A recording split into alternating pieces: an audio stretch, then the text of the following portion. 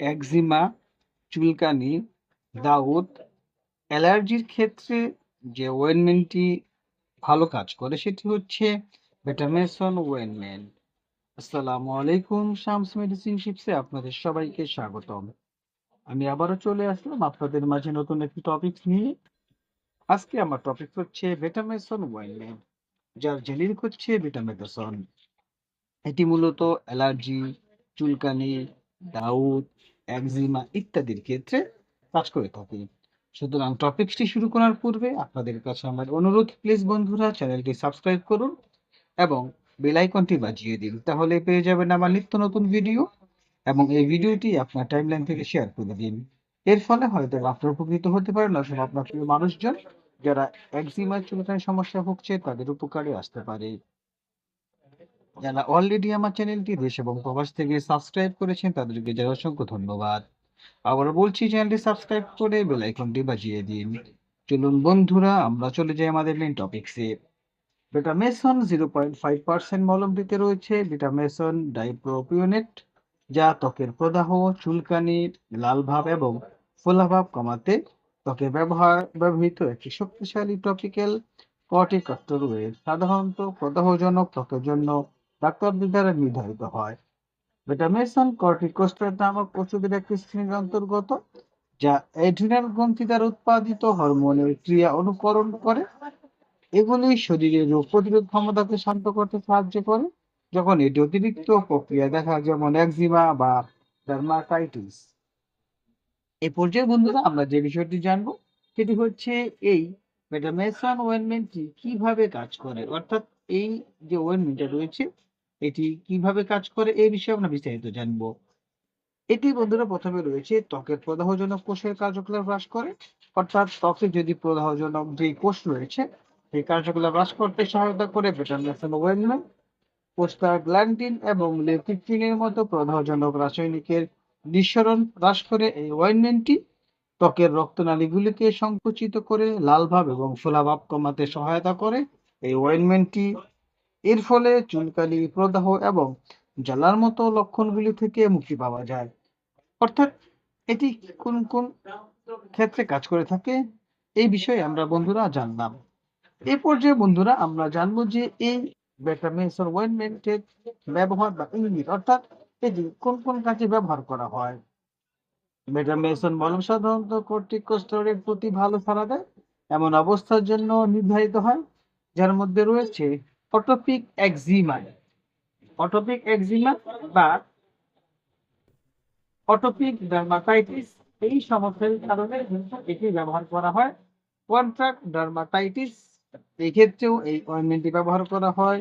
Neuro dermatitis, সংখ্যাসূচক eczema, psoriasis, lichen plants, প্রোডাইটিক চুলকানি, এগুলোর ক্ষেত্রে কিন্তু এই অয়েনমেন্টটি ব্যবহার করা হয়।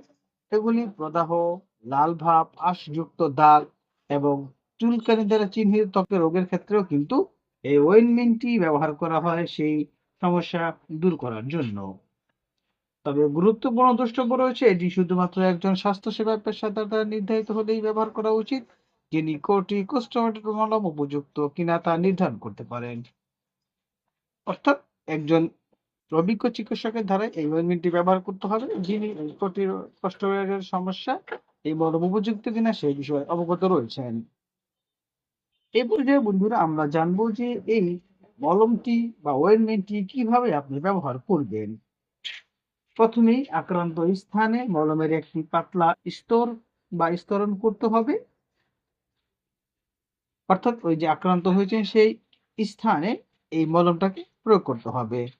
সাধারণত উন্নতি না হওয়া পর্যন্ত দিনে একবার বা দুবার সুপারিশ করা হয়, তারপর কম ঘন ঘন, অর্থাৎ এটাকে যতদিন ওইটা উন্নতি বা ভালো না হবে ততদিন একবার বা দুবার করে কিন্তু এই মলমটি ব্যবহার করার জন্য সুপারিশ করা হয়।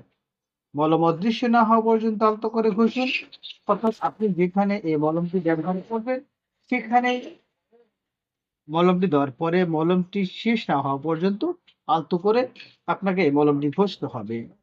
ডাক্তারের নির্দেশ না দেওয়া পর্যন্ত বায়ুবিরোধী অক্লুসিভ ড্রেসিং রুটিনে ব্যবহার করবেন না, কারণ এটি শোষণ এবং পার্শ্ব প্রতিক্রিয়ার ঝুঁকি বাড়ায়।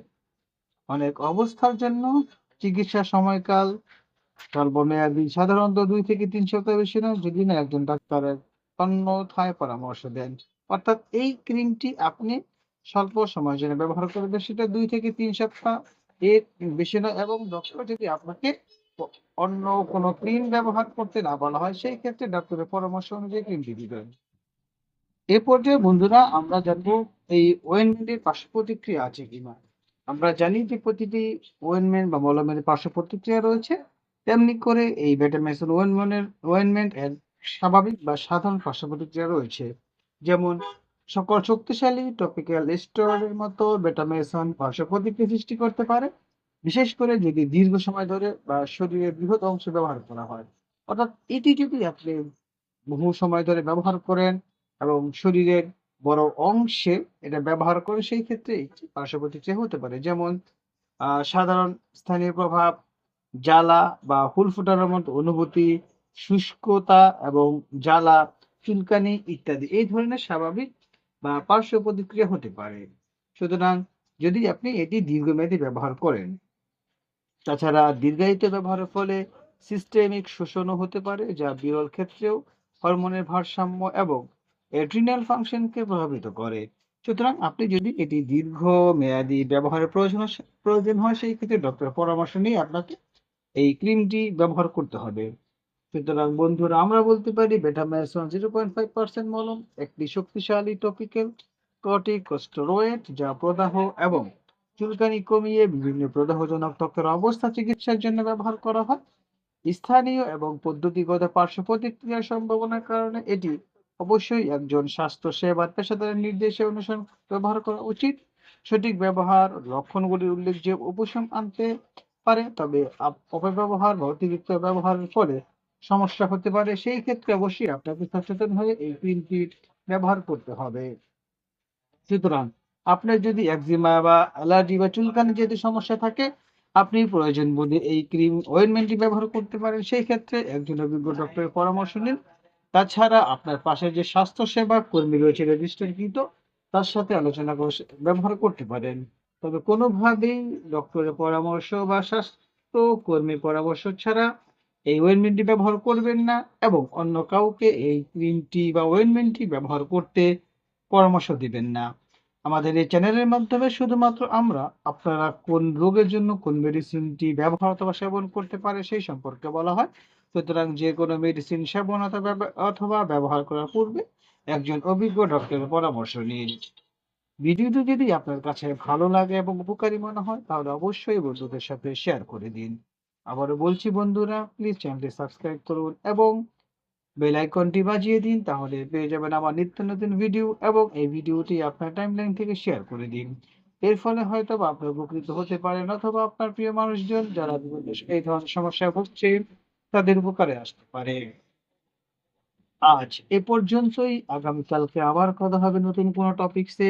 সেই পর্যন্ত সবাই সুস্থ থাকুন, ভালো থাকুন। শামস মেডিসিন টিপস চ্যানেলটির সাথেই থাকুন। লাইক, কমেন্টস এবং শেয়ার করে আমাদেরকে পরবর্তী ভিডিও বানাতে উৎসাহ প্রদান করুন।